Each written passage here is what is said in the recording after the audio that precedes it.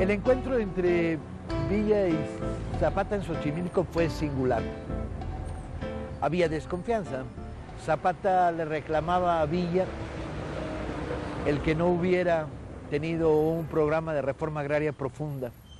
Y Villa no había tenido contacto con el zapatismo, habían estado las dos fuerzas separadas por el Ejército Federal. De tal manera que fueron a medirse. No ayudó demasiado el que Villa fuera abstemio porque Zapata estaba empeñado en invitarle a una copa de coñac y Villa se negó 10 veces y a la 11ª le dio un traguito y estuvo tosiendo un cuarto de hora ante la gran vergüenza del general Zapata. Fue una conversación en la que se definieron muy claramente contra Venustiano Carranza y los que se habían alineado con él. Planearon las futuras operaciones. Villa iría hacia el norte y el noreste del país y Zapata perseguiría a los carrancistas por el camino de Puebla hacia Veracruz. También hay algunas frases que los marcan y los identifican de una manera muy singular, como por ejemplo cuando Zapata le dice a Villa: no, la Ciudad de México a mí no me gusta, de que me subo a las banquetas, a las aceras, hasta me mareo. Y el otro le contesta muy serio: sí, claro, general, ¿no? Los dos grandes caudillos agrarios de la Revolución Mexicana no quieren a la capital de la República, ni siquiera la quieren como centro de poder. Villistas y zapatistas del Ejército de la Convención entraron en una gran cabalgata, dando la vuelta al Zócalo. Los villistas se reían de los caballitos chiquitos que traían los zapatistas, y los zapatistas los miraban medio raro, aquellos tipos del norte, con sombreros tejanos y ropa de cuero. Villa viste uniforme oscuro, unos dirán que aceituna, otros que azul marino. Zapata traje de charro con un águila nacional bordada de oro en la espalda. No entran a pie, ni en automóvil, ni en carroza, marchan a caballo. Millares de pañuelos, millares de mirones. Villa dirá como nunca se había visto.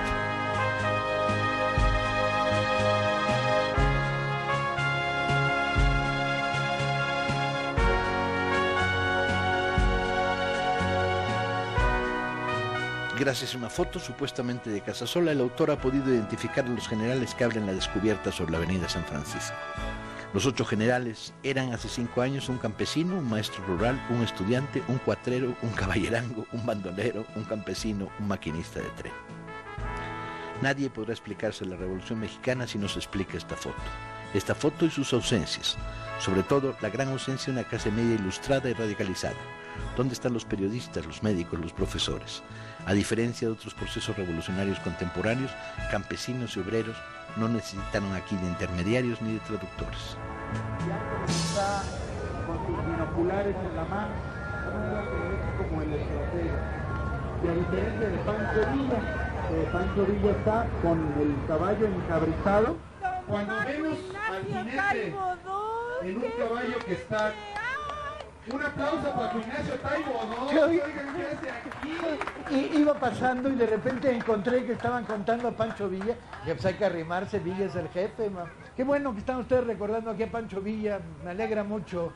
Villa es la venganza de los desposeídos, Villa es el retorno de la justicia social. Eso, muchas gracias compañeros, muchas gracias por el aplauso. Viva Villa, cabrones, como es. Y aquí estamos defendiendo lo que es nuestro. No hay de otra. Para nada. Para nada. No pasarán. Un placer. Combatir en la defensiva. Anota mi teléfono.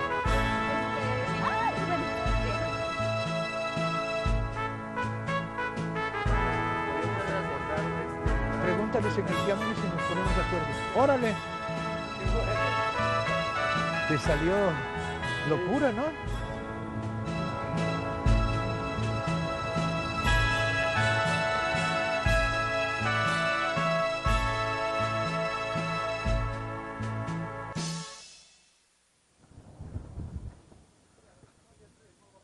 Al llegar a Palacio para reunirse con Eulalio Gutiérrez, Zapata y Villa pasan por un salón donde había 4 sillas acomodadas cerca de una pared. La silla Silla presidencial. Villa y Zapata entraron al Palacio Nacional. Hay dos fotos que se conservan de la época. En una de ellas, Zapata mira la cámara y Villa mira el sombrero de Zapata, que es maravilloso. El pobre Villa ese día traía un sombrerito de quepí militar, horrible, y Zapata traía un sombrero de charro de los de 8 onzas. Así la cosa, la silla de repente se volvió trascendental. Todo el mundo decía, no, es la silla presidencial. Pero no hay tal. Carranza, cuando se fue de la Ciudad de México, se había llevado su sillón, que era un sillón de cuero normal, lo había echado al tren y se había ido a Veracruz con el sillón. A partir de ahí se construye la idea de la silla presidencial. Y la foto se publicaría mucho después y se abriría el gran debate sobre si querían o no Villa y Zapata discutir quién le tocaba sentarse. No hay lógica de apropiarte del poder en la sentada de la silla. Es más una serie de bromas. Silla presidencial.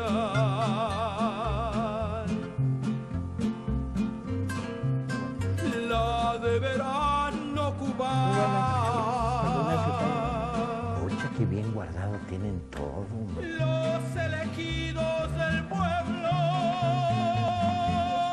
Da gusto, ¿Verdad? Hijo, sí. Ya me acostumbré a los depósitos donde hay que patear las ratas y mover la tierra, ma. No, Aquí lo tienen re bien, ma. Sí, aquí la conservación. Es bien interesante porque es un medio mural, pues un cuadro de gran formato. Villa y Zapata, Urbina a la izquierda, de la O a la derecha, y asomándose el maligno General Fierro.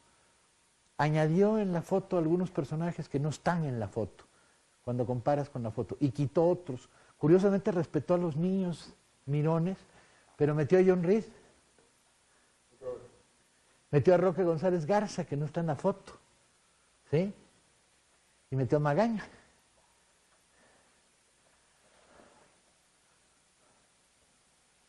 Sin mirones no hay historia. Entrando a Palacio Presidencial, los dos grandes caudillos traían una cauda de pegados, de arrimados, de yo salgo en la foto que asomaba en la cabeza. Era la toma simbólica de Palacio por el Pueblo. ¡Ay, qué bonita! Sí, es muy bonito. Villa tenía la costumbre de casarse. Alguna vez alguien me preguntó si Villa creía en el matrimonio. Dije, desde luego, lo que no creía era en el divorcio. Este es uno de sus 27 matrimonios. La foto de boda. Le gustaban siempre igual, regorditas cachetonas, potentes, fornidas, ¿no?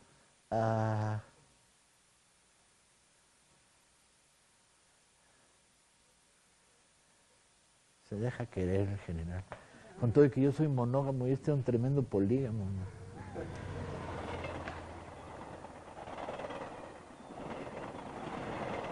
El 5 de enero Villa salió de la Ciudad de México para conferenciar con el general Scott, jefe del Estado Mayor del Ejército estadounidense, en El Paso. A Villa le interesaba que los norteamericanos retiraran el embargo de armas para poder abastecerse y combatir a Carranza. Obregón y los carrancistas parecían no tener mucha prisa en enfrentar a Villa. La lentitud y cautela de su avance era notable.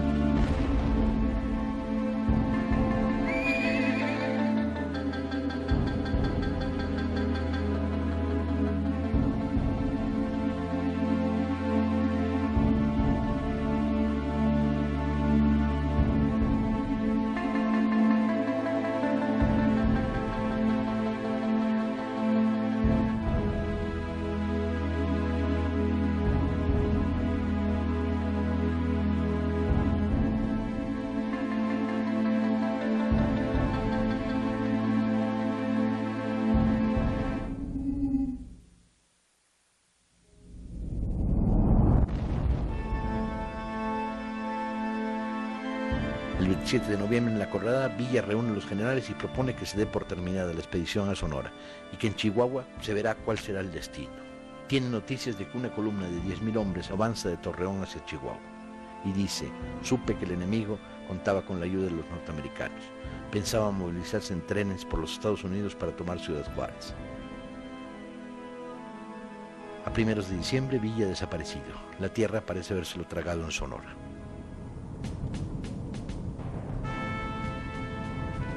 A mediados del mes reaparece en Chihuahua con una escolta de no más de 10 personas. La ciudad está a oscuras como parte de una política de ahorro y Villa ordena de inmediato que se normalice el servicio de alumbrado. Trazará el panorama en palabras prestadas por Ramón Puente. Cuando llegamos a Chihuahua no había más que desorden. En todas las caras se pintaba el miedo y era raro el que no trataba de escapar. La mañana del 19 se reparten panfletos invitando al pueblo chihuahuense a concentrarse ante el Palacio de Gobierno. Villa hablará allí. Los carrancistas están a unas horas de tren de Chihuahua. Villa anunciará la disolución de la División del Norte. Abandonará Chihuahua el 20 de diciembre. ¿Qué será del villismo sin Chihuahua? Villa tiene una respuesta. En este continuo volver a empezar que ha sido su vida de revolucionario, Chihuahua es más grande que su capital. Quedan las sierras y las veredas.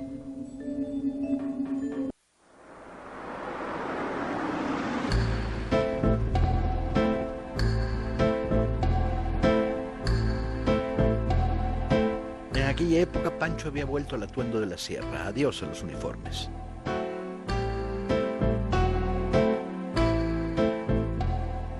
Villa se instalará en San Jerónimo, allí establecerá su base. Ha enviado a su casa a los hombres de infantería, desmoviliza grandes grupos con la consigna de que estén a la espera, que se les irá a buscar.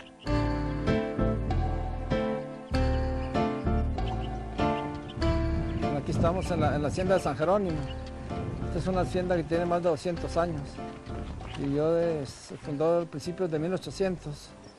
La construcción prácticamente es una fortaleza más que una hacienda. Fue parte importante en el arranque de la revolución y buena parte de la revolución.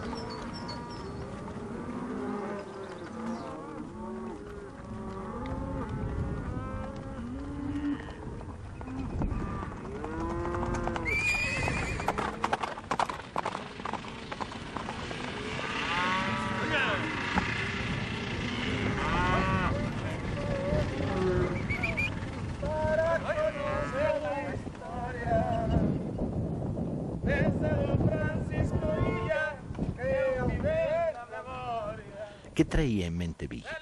¿Dejar que las aguas se aposentaran y ver quién quedaba de qué lado? ¿Prepararse para una larga guerra de guerrillas? ¿Dar un golpe contra los Estados Unidos? Habían pasado casi 6 semanas en que los carrancistas se animaran a perseguirlo. Se había movido en un círculo de no más de 70 kilómetros de radio desde el punto de concentración original en San Jerónimo. Desde nuestro gran estado, un pedacito de tierra.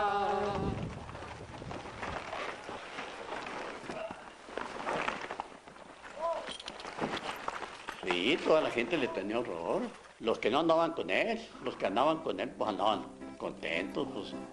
Y en busca de puntos claves para conocer la historia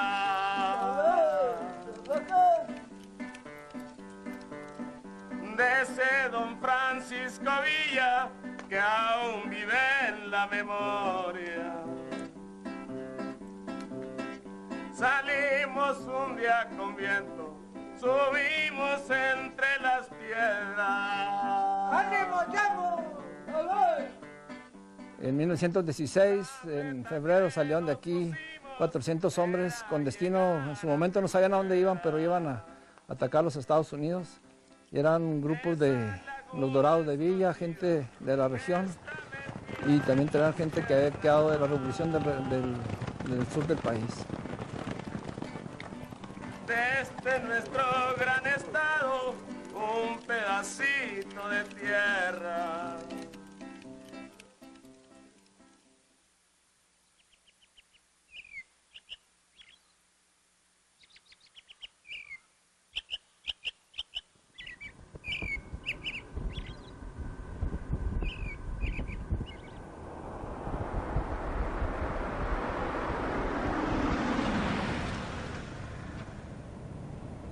El 22 de febrero, Villa convoca reunión de su Estado Mayor y por fin les comunica con precisión su destino: Columbus, Nuevo México, en Estados Unidos, al otro lado de Palomas.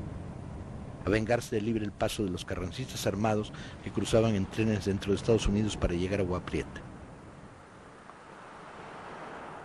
Columbus básicamente era un campamento militar fronterizo con 532 soldados y 21 oficiales del 13º Batallón de Caballería, en torno al cual había crecido una ciudad que el día del raid villista estrenaba su primera sala de cine.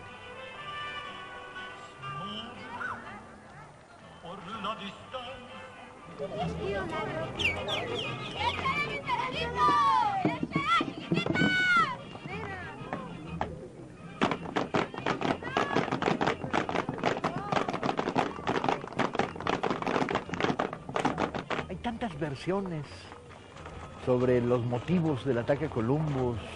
Villa mismo se encargó de poner cortinas de humo sobre el asunto, y cuando le preguntaron en 1922 si él había estado en Columbus, una periodista norteamericana dijo no, le debió haber crecido la nariz de ese tamaño. Los villistas llegaron hasta las afueras del poblado, dejaron los caballos e iniciaron una penetración en un típico intento de un asalto nocturno. Había, como siempre en Pancho Villa, segundas y terceras intenciones, porque probablemente entre sus cálculos estaba que intentaría una represalia en los Estados Unidos, y esto lo convertiría no solo en el enemigo de Carranza, sino en el defensor contra la invasión norteamericana. Jimmy, Johnny, hip, hip. Hip, hip, hip, steady, steady, all little bit. Hip, hip.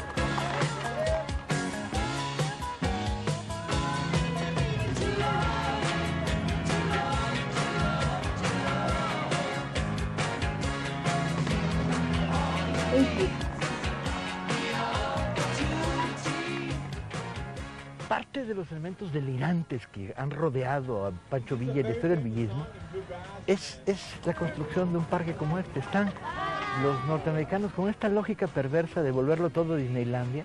Han creado de una derrota militar y un ataque de invasión un Memorial Park dedicado a Pancho Villa. Y aquí vienen los villistas y les sonríen. Es como si celebraras en cualquier otra parte del mundo la invasión, con la lógica de festinar a los invasores, ¿no?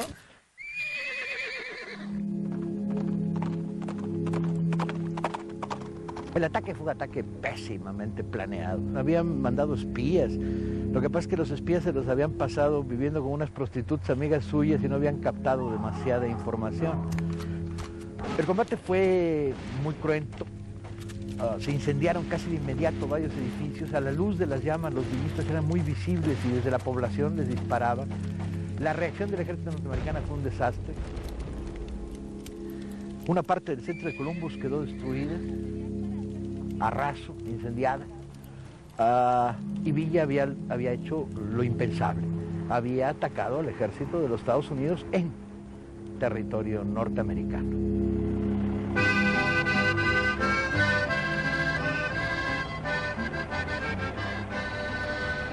El secretario de la guerra, Newton Baker, recién estrenado en su cargo, ordenó que se creara una columna militar en Columbus para perseguir a Villa.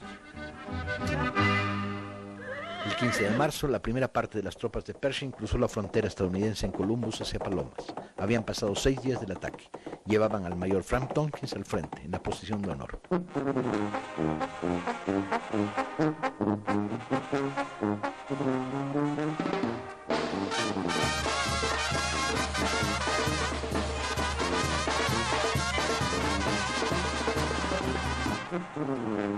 En nuestro México de marzo 16 dejó Carranza pasar americanos, 10.000 soldados, 600 aeroplanos, buscando a Villa por todo el país.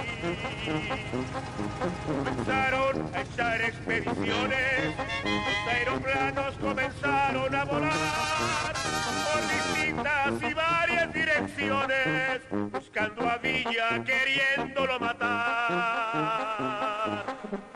Villa, en la primera fase de esta campaña, desciende hacia el sur. No parece llevar demasiada prisa. No no podían caminar. Pareciera que, sin buscar el choque con los estadounidenses de la columna punitiva, quisiera dejarlos acercarse para encontrarlos más tarde en el interior de Chihuahua.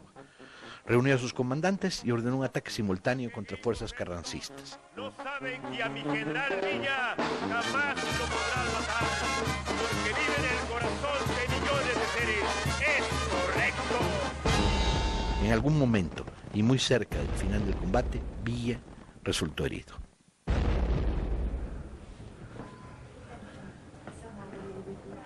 Thank you very much. It's a pleasure. Did you want to meet my park manager who's working over there? No, leave it work. I have a cigarette.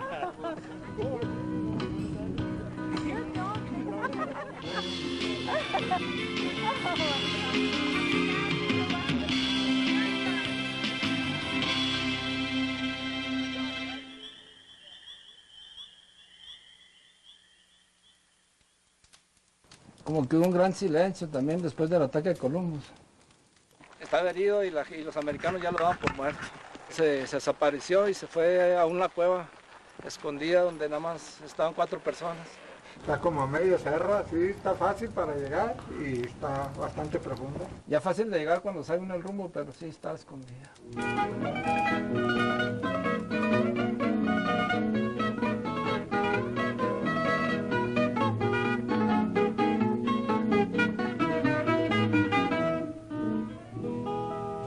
Cuando salieron de Ciudad Guerrero, Pancho iba guiando. Van hacia las montañas por el camino viejo a Miñaca y por el puerto de Santo Niño. La columna estadounidense que anda por la Junta está media jornada de ellos. Villa va muy adolorido, pero sabía a dónde los conducía. Conocía previamente el lugar. Lo llamaba Cueva de Coscomate.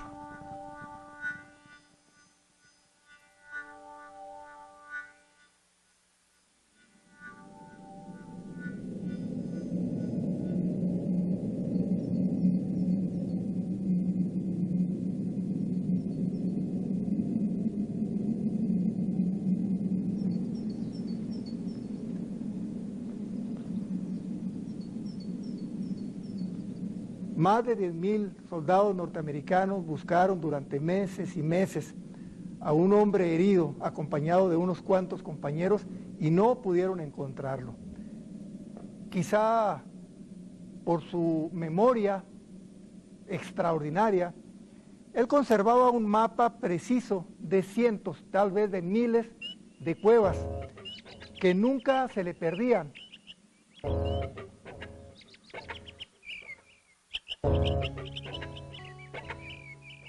Con todo el recurso que traían los norteamericanos, no encuentran a Villa, y la cueva, en este caso, es el aliado principal de Francisco Villa. La mayor parte de las historias señalan que ahí permaneció oculto Villa más de 2 meses y que después de eso se retiró hacia el sur del estado para encontrarse donde había quedado con sus compañeros.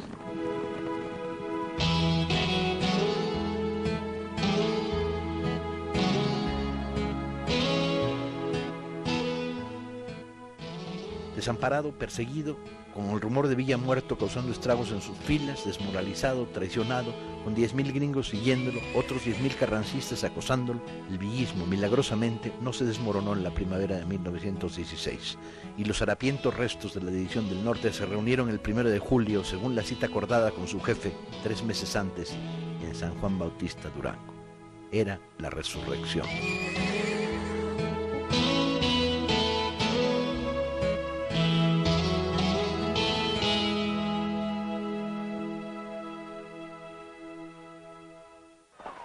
Poco más de 400 hombres mal armados, con pocas municiones, hambreados, y estaba su orgulloso jefe Francisco Villa con la barba descuidada, demacrado, con la pierna aún herida y cojeando.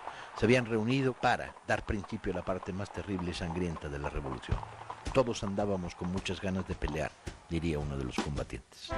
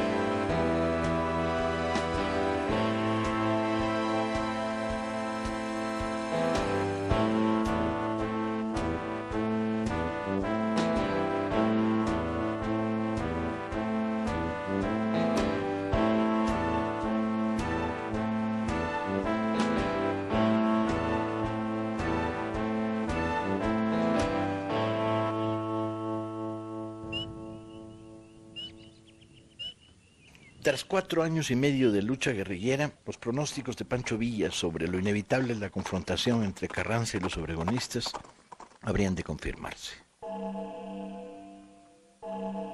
El 21 de mayo de 1920, Pancho se habría de enterar que Carranza, huyendo de la Ciudad de México, había muerto en la Sierra de Puebla.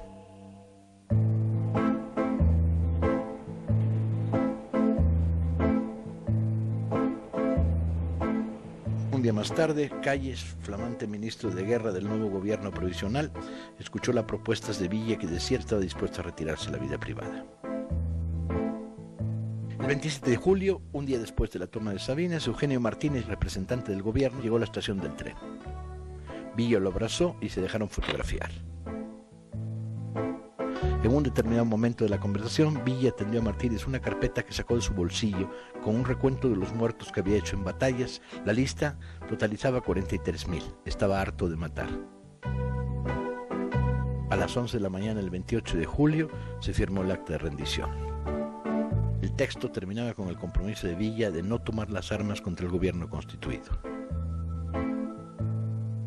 No hay constancia del discurso que Pancho Villa le hizo a su gente, pero un combatiente dirá simplemente que les informó que la lucha se había terminado y tiramos los últimos balazos al aire para decirle adiós a la revolución.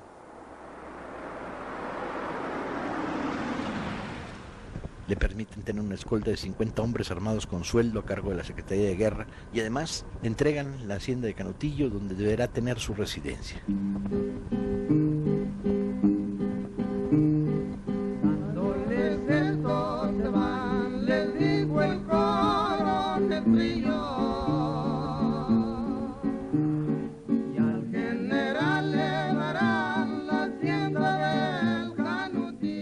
Es curioso, pero después de la enorme expectativa que se había montado en torno a la rendición de Villa, los periodistas parecieron dejarlo en paz. Silencio en torno al personaje. Villa tiene en esos momentos 42 años. Allá y donde trabajemos, pa'l que me quiera seguir. Y vean que también sabemos trabajar para vivir. Villa decretó ley seca en Canutillo. Villa además había cambiado el talante, ya la violencia no la tenía tan a flor de piel. Decía que los problemas ya no se resuelven aquí ni aquí, sino aquí. Villa ya no tenía pretensiones políticas cuando se retiró a Canutillo. Sin embargo, sí tenía pretensiones económicas, o sea, quería demostrar que se podía hacer una nueva manera de relacionarse con la tierra en la que los pobres no fueran pobres. Jesús, yo no conozco este artículo sobre Canutillo. Hacia comienzos del año 1923, Villa estaba bien de salud. Fuera de los achaques de la vieja herida de la pierna, se levantaba a las 4 de la mañana, gozaba sus labores del campo recorriendo Canutillo de un lado a otro. Pero su amigo Ramón Puente decía que su ánimo estaba como apocado. Pancho había intentado en los últimos meses sortear los conflictos con los gobernadores de Chihuahua y Durango, mientras mantenía la mayor cordialidad posible con el gobierno de Obregón y trataba de sustraerse a las trampas que le tendían intentando involucrarlo en la sucesión presidencial.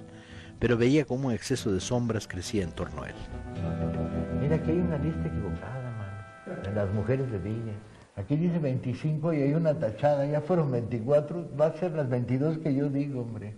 ¿Se puede subir a este mismo lugar, en la terraza de la iglesia? Ah. Está muy oscuro, ¿eh?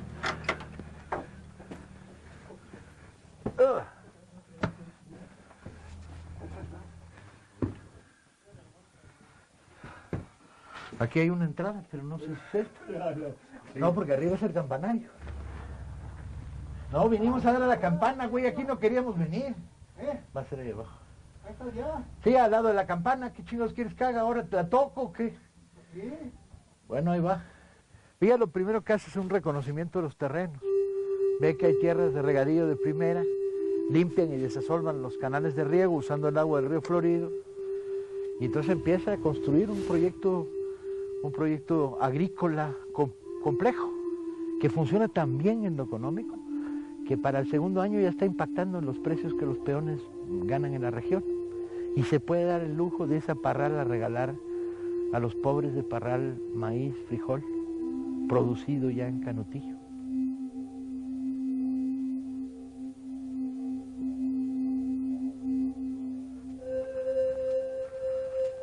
La primera preocupación de Villa fue construir un pequeño pueblo en torno al casco de la hacienda, porque no había nada. Y estas fueron las casas que se construyeron para que vivieran los combatientes. Villa elegantemente le dio casa a otra de sus esposas, Soledad de Años. Buenas. Aunque sea ver una parte del frontón. Se le puede ver de por allá, bueno. dando la vuelta, si gusta.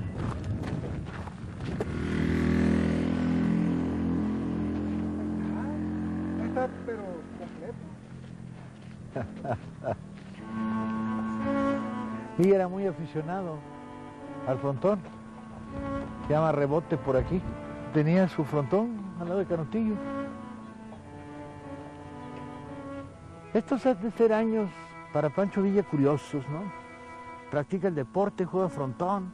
Está leyendo por tomos El Tesoro de la Juventud. Asiste a las clases de la escuela y se sienta en la parte de atrás. Y sobre todo, Villa es infatigable. Es el primero que se levanta en las mañanas y el último que se acuesta. Jesús, deja de buscar arqueología, vámonos.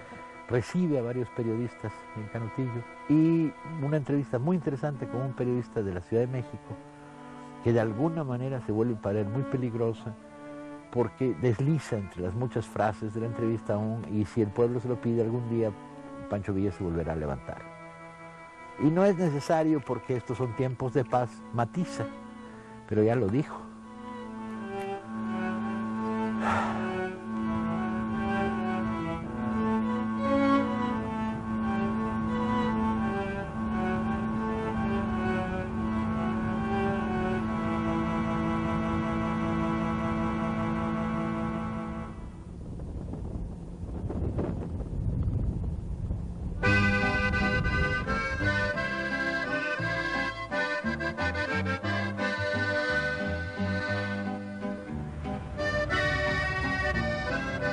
La verdad es que Parral le gustaba, y le gustaba mucho. Había sido la primera ciudad donde se había establecido, y luego era la ciudad más cercana a Canutillo. Conserva cantidad de arquitectura Parral de principios de siglo, ¿no? Pero cantidad, ¿no?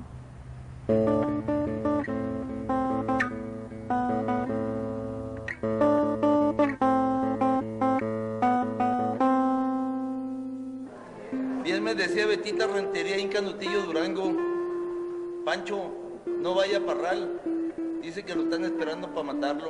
Y le dije: no se preocupe, yo ya sé de sus menesteres, nadie se muere a la víspera. Y pues para que se lo sepa, Parral me gusta hasta para morir.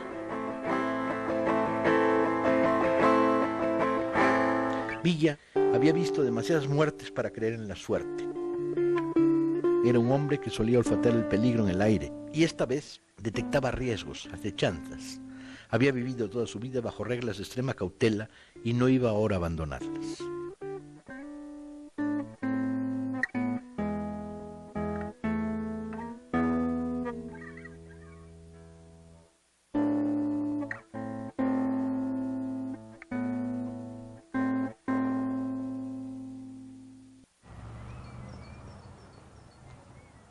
Hacia marzo o abril de 1923, un grupo de ciudadanos destacados de Parral buscó a un oscuro personaje llamado Melitón Lozoya para que reuniera una escuadra de pistoleros y les diera la tarea de asesinar a Pancho Villa. Es en estos momentos que Jesús Salas Barraza entra en el complot.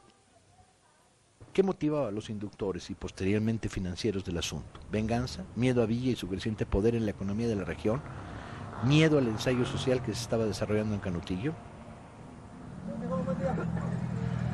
De aquí al salir Pancho Villa, aquí estaba la casa de su último amor, de la Charra.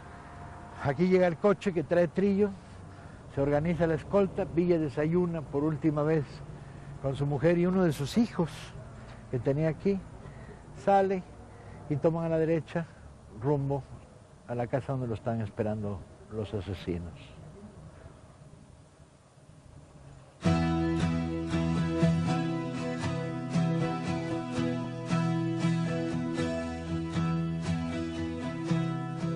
Villa tomó el volante, colocaron el maletín con el dinero de los salarios de Canutillo en el piso, en el sitio del copiloto, y lo cubrieron con un abrigo de mujer y un sombrerito de niño. Miguel Trillo se sentó a su lado. En el coche venían 7 personas, 2 adelante, 3 atrás y 2 colgando de los estribos. En esta casa se habían apostado los asesinos. Dominaban la calle por la que vendría. Uno más estaba a unos 50 metros de aquí y tenía como misión quitarse el sombrero para señalar si Villa venía manejando o venía de copiloto. Tenían fusiles, pistolas, municiones de alto poder.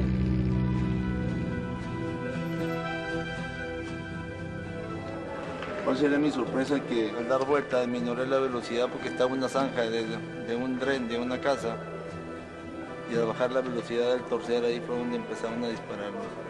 La balacera dura varios minutos y nadie se atreve a asomarse hasta que ceden los tiros. Yo saqué mi pistola, pero un balazo me la tumbó. Y nomás tuve tiempo de decir, ¡viva mi raza!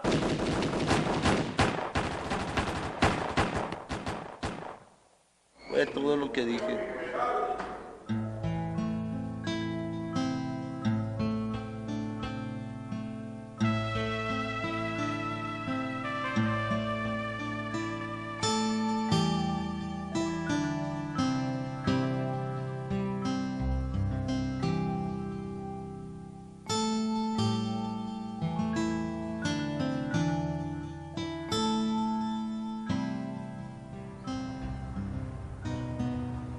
El cuerpo de Villa fue traído al Hotel Hidalgo, donde se improvisó un terrible velatorio. La gente no se lo acababa de creer y los mirones se acercaban y entraban y se creó una especie de parafernalia monstruosa. Las fotos de ese momento luego fueron pues casi enseguida reproducidas y circuladas y vendidas por toda la República. Se trataba para muchos de acabárselo de creer, de constatar que Villa estaba muerto. Las autoridades no quieren que sea enterrado en Chihuahua, donde Villa había construido su propio mausoleo, ¿no? Y lo entierran aquí en Parral. Hay rumores sobre que el coche, un gobernador de Chihuahua en un determinado momento de su vida, trató de restaurarlo para quitarle los balazos. Pero los impactos que más han desconcertado a los historiadores, y es donde surgen las dudas, ¿no? El problema de por qué tiene tantos impactos en la trasera, lo cual abrió la especulación de si existiría o no un segundo grupo de tiradores. Porque eso explicaría estos impactos. Bueno, ese sí tiene, ¿no? sí, pero Se ven impacto. Algunos de los plomazos tienen unas trayectorias muy extrañas. Aquí entró de arriba. A no ser que el coche haya chocado y haya quedado dando la vuelta, o el hombre que hizo la señal haya disparado por la parte de atrás. Hay varias balas incrustadas en pedazos del techo y en la barra de sujeción de la delantera. Del cúmulo de pequeñas investigaciones realizadas a lo largo de los años, se desprende con claridad quiénes fueron los asesinos materiales. Queda medianamente transparente que Obregón entorpeció y tendió una enorme cortina de humo sobre la investigación, manejando la confesión de Salas Barraza ante la opinión pública como una manera de exculpar al gobierno y a su futuro candidato presidencial. Con Pancho Villa vivo, la futura confrontación entre Calles y Adolfo de la Huerta podría haber tenido otro resultado, y la historia contemporánea de México habría cambiado.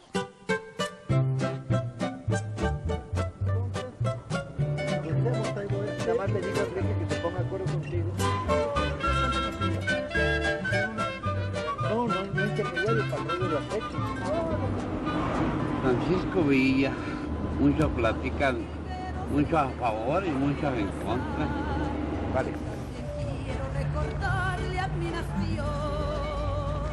Te decía que, mira, aquí entraron luego. Descansa Villa en el regazo del lugar que tanto amó. Es un santuario esto ya. A la madre. Aquí sería el primer lugar donde reposaría los restos de Villa, en el cementerio de Parral. Todas las personas que vienen a Parral vienen a pagar un favor de Villa, y Villa es su protector de muchas de las personas que han recibido sus favores. Y ahora lo único que le faltaba a Villa, ahora ser santo y andar curando, ¿no? Él que en vida tuvo una actitud tan poco religiosa y tan escéptica, ¿no? Pero bueno, las formas, es una más de las formas del culto popular, ¿no? Bueno, así lo decidió el pueblo, ¿no? Pues sí. 3 años después, el coronel Durazo, jefe militar de la zona, organizaría una expedición nocturna para robarse la cabeza de Villa. Esto provocaría un escándalo nacional, ¿no? Era una especie de insulto, 3 años después de muerto, robarse la cabeza. ¿Para qué?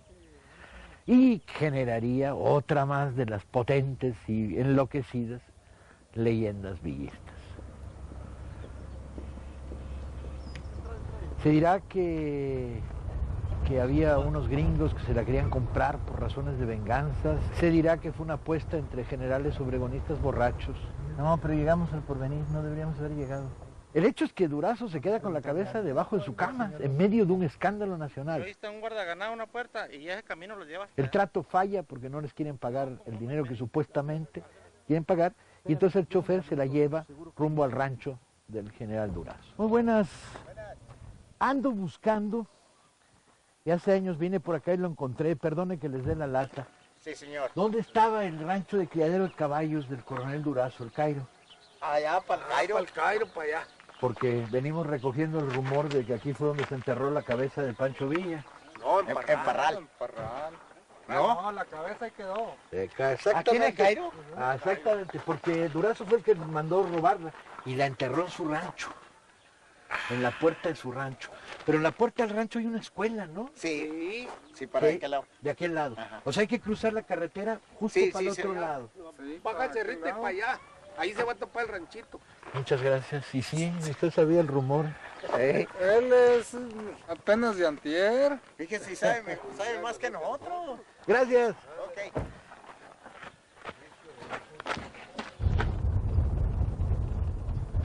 A unos metros de la entrada, de la carretera. Mira, ahí hay unos... Perdone, joven, ¿aquí era el Cairo antes? ¿Sigue siendo? ¿Usted sabe dónde dicen que está enterrada la cabeza de Villa? La han buscado mucho. Acá para abajo. Sí. El señor lo puede llevar. El señor te puede llevar. Veremos. ¿Qué haciendo? Pues andábamos buscando lo que era el rancho de Durazo, el Cairo. Ah, ya está. ¿Cerca de aquí? ¿Y usted también oyó lo de...? Muy bien. Muy bien. Paco Taibo. ¿Y usted también oyó lo de que la cabeza de Villa está ahí enterrada, ¿no? Pues la han buscado mucho acá para abajo. Después del fracaso de la entrega de la cabeza 92. Ahí para abajo. ¿Será que lo vivió? en el que trabajaban gratis para él los soldados de la tropa, se la entregó a su chofer, que vino a donde estaba el rancho de cría de caballos, se la dio a su vez un soldado, y a unos cuantos metros de la entrada del rancho, la cabeza fue enterrada. En algún lugar de esta zona está enterrada la cabeza de Pancho Villa en una caja de balas de Mauser de 7 milímetros. Es ya el último de los terribles destinos, ¿no? Pero forma parte también de un culto y una leyenda popular. Los vecinos dirán, pues por aquí estaba.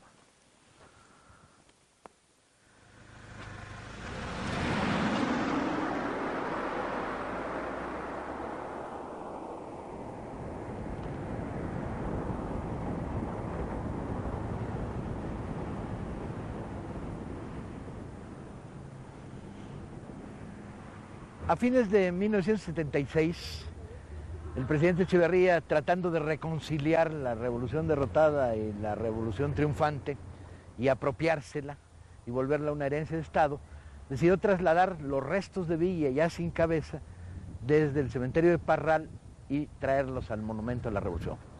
Es simbólico. Este monumento representa ni más ni menos que la revolución derrotada convertida en túmulo funerario.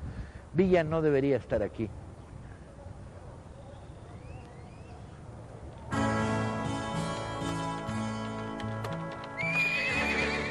Parece claro que más allá de los restos disueltos de una memoria colectiva que a toda costa se aferra a su nombre y a su estampa, Francisco Villa, manteniendo sus mejores tradiciones y su muy singular estilo, se volvió a fugar. Logró escapar. Tuvo éxito en huir, una vez más, del sistema.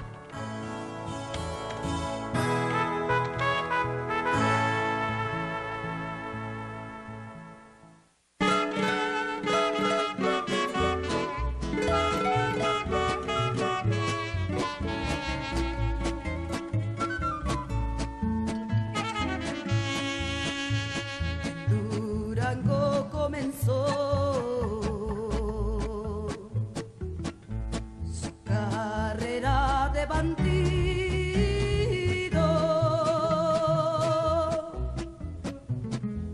En cada golpe que daba se hacía el desaparecido.